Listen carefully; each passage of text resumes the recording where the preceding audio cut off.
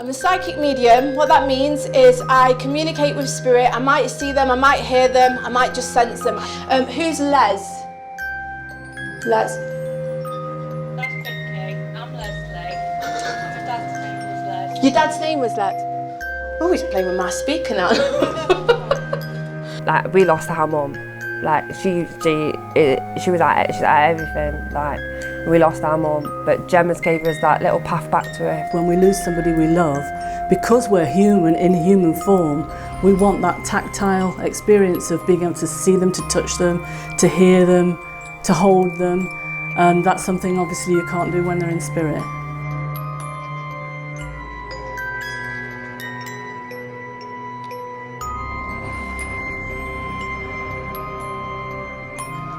People have claimed to have communicated with the dead for thousands of years. While there are skepticism around whether this is possible or not, for those who are grieving, psychic mediums are said to offer hope and comfort during a time of uncertainty and loss. Psychic nights are held to help people reconnect with their loved ones.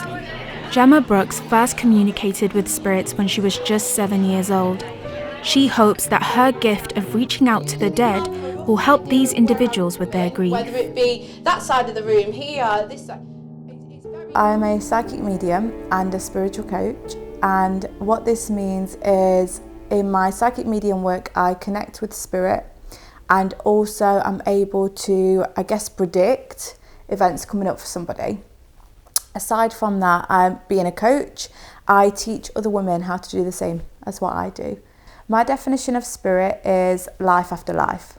Okay, so once we pass over, our soul leaves our bodies, and that is then spirit. So there's all different names for what people call spirit, but that would be the definition of it, with our body being a shell and our soul leaving and going on to do other work and also reconnect with us as well. Is I communicate with spirit. I might see them, I might hear them, I might just sense them. I never know what's going to happen until they're here. That's one thing I can guarantee, that to expect the unexpected, basically. At the same time, when they do come through, they may give me a name. I don't usually know who they're talking about, they just pass it on. When we talk about seeing spirit, we're talking more about the third eye, and we're talking about, if I was to, to say to you, close your eyes, and I describe somebody to you, you imagine somebody, you'll picture somebody in your mind. That's kind of how it works when you see spirit. So you might hear them, you might see a word, you might sense something, and an image will form in your mind, and you relay that to the person that you're reading for, and they will understand it. I would be inclined to say I've got somebody's mum and dad here. That's how it feels to me. Now, the lady is standing out the most to me at the moment because she feels like she got really unwell before she passed. Her health situation was complex. So she's got a big family. Vicky, she's mentioning the name of Vicky. So do you know where Vicky would come in? Who's Les? Les? That's Vicky. I'm Leslie. My dad's name was Les. Your dad's name was Les? Oh, he's playing with my speaker now. The one thing that these kind of events bring together for me is, especially with the way the world has gone over the last couple of years, everybody has differing opinions and differing views. But the one thing that they all share when they come to this event is that if somebody gets a reading and it's emotional, and even I get upset, which is rare, everybody in the room gets involved. Everybody is in tears, or everybody's laughing, everybody's smiling. We all feel how they feel at that same time, and it just brings everybody together, and that's what I find really special. I don't think you could make her any prouder, to be honest. So the decisions that have come in around that, and whoever's made those decisions, she's all for it. She is all for it, okay? She says, thank God for her girls, because they kept her going when she could have given up much sooner. I do feel there's quite a few people that she comes around in the family as well. There's a oh, was that Gareth or Gary? Gary, who's that? Your brother? Yeah. She's just flashing that one up as well. So she's doing a round. Like, she's absolutely making her way around him. the way I feel right now with you is like, gosh, you've got to start looking after yourself. You know, it's very easy for you to neglect yourself, put it that way. And I really do feel like that with you in particular. Like, it's hard to put yourself first. Oh, bless you. Michelle attended the psychic night with hopes of reconnecting with her mother, who died suddenly after being admitted in hospital with a broken hip. She says she feels closer to her mother after the psychic night. She'd obviously gone back around the room a little bit, and then she'd come back over and said, Beryl, straight away, like, I've got Beryl. And we always like put our hand up because I was a bit unsure.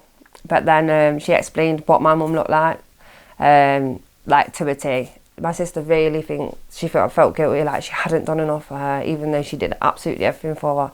So the very first time my mum drilled that into her head through Gemma, how grateful she was towards, like, to my sister for everything she'd done for her, and like, you'd got to stop blaming yourself. It's nothing you could have done to help. Like, you did everything you could. Gemma couldn't have known that. I haven't done very well with my grief, to be honest. I kind of like it's broke me losing my mum. I don't know how to explain it. I don't function very well. I do go to work and I raise my kids, but I cry every morning, I cry every night. Grief, it consumes you. It definitely consumes me. Like, we lost our mum. Like, she was at everything. Like, and we lost our mum, but Gemma's gave us that little path back to her. I don't know, it's like a relief, because she's been there my entire life and she's not there. I can't pick up the phone, I can't speak to her. But just them few minutes, and it might just be a few minutes to everybody else, but it feels like a long time. And she's just there talking, and she's talking to you, and she's explaining to you what your mum's doing and what she's feeling and what she's saying, and you hadn't heard that or seen that in such a long time. It's just a big thing. Knowing that their loved ones are okay even after death gives the bereaved comfort. But one psychic medium, who also claims to be a witch, says that she knew 5 years before that her little sister Rani would pass away, and that she's still in contact with her even after death.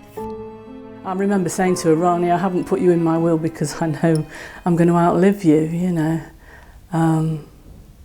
Yeah, it's a tough one, because I'm the same as everybody else. I'm human, I'm flesh and bone, and knowing that my sister was going to die, but not knowing when, until we were given the diagnosis and then she was gone within 3 months, was very, very hard.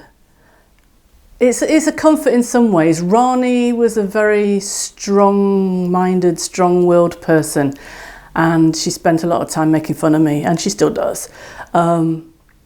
But I miss her a lot. I miss her physicality, and I think that's the hardest thing for any of us when we lose somebody we love. Because we're human, in human form, we want that tactile experience of being able to see them, to touch them, to hear them, to hold them. And that's something obviously you can't do when they're in spirit. Soraya strongly believes that reconnecting with a loved one even after their death can help people who are grieving, but people should be careful before coming to a psychic medium too soon.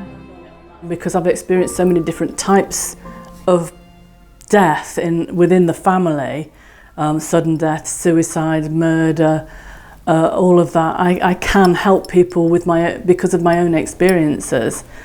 You know, if they've lost somebody and they come straight to us, it's too soon.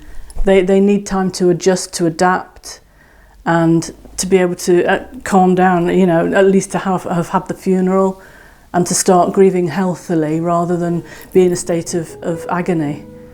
But despite this, skepticism in the UK runs high.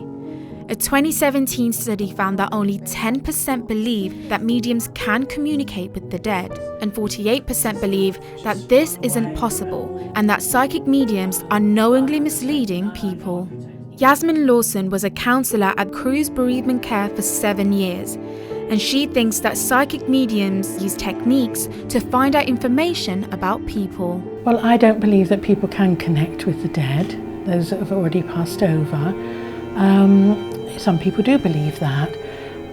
but I think they're very clever, and they sort of use smoke and mirrors, and they pick up things from the actual person that has lost somebody. They tune into them and they pick up things from them, and also they make suggestions. You know, was it someone beginning with J? You know, somebody's uncle passed over, and this kind of thing, and they soon find somebody that is the case. But I don't think that's possible, because people go into a different world when they die. So, you know, I don't believe that they can be contacted. That's just my personal belief. I mean, grief is a natural process, and, you know, people need to have support. That's the most important thing, for them to reach out, you know, for support from friends and family. You know, they will usually get through it, but often people have complicated grief, you know, which seems to linger a lot longer. So when I was working at the bereavement organisation, people would often come, sometimes years later, from losing someone, because they realised that the grief was still having an effect in their lives. Because they're so desperate to connect with the person that they've lost, if that psychic medium comes in and they feel that has happened, it gives them a lot of reassurance, I'm sure. But as to whether it's real or not, I don't know. Grief can be a difficult and a long process, but for bereaved individuals like Michelle and many others, psychic mediums make the journey just that much easier.